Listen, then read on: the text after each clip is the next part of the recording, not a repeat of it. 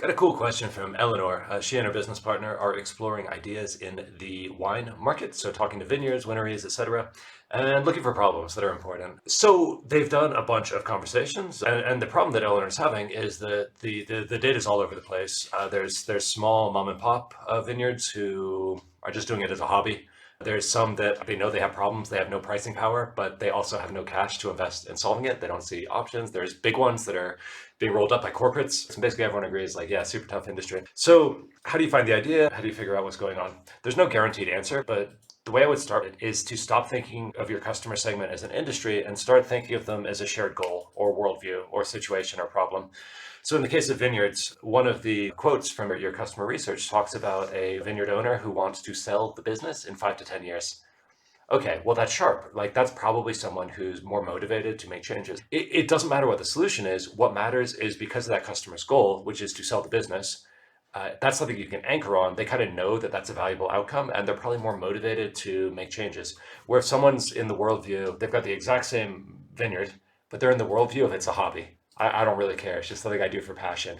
It's going to be really hard to convince that person to start caring and to start investing their already thin margins into future growth, right? It's not about the demographics of the customer, how many bottles, et cetera. It's about the worldview of the customer, the goals, like what's their self-awareness about their problems, and possibly thinking of it that way.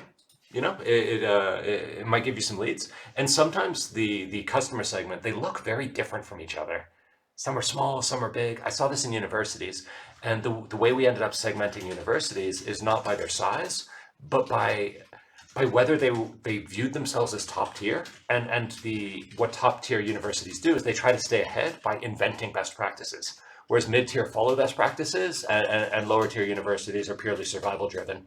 And so for what we were doing, we needed new budgets that didn't exist before. We didn't have the case studies, so we really needed the type of universities who saw themselves as the creators of best practice. It wasn't about their size, and it's not externally obvious until you talk to them.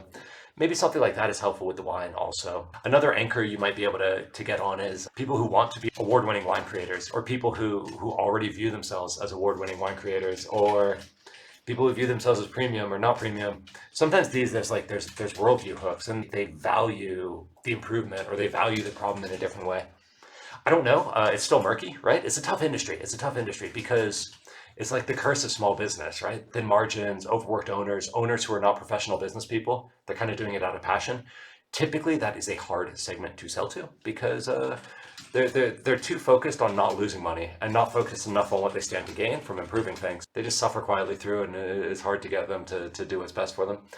But that doesn't mean that there's not a subset within it. And once you prove it out with that early adopter segment, then everyone else who's more conservative starts to go like, oh, wow, this makes a ton of sense. It's working for all these other people. And then it doesn't feel like such a risky thing. And it just becomes part of the standard wisdom, the standard best practice. And, they eventually follow. That's the way I would be thinking about it. I have no idea if that works, but I'd be looking for that. Who's the motivated segment or the high value problem within this larger uncaring segment?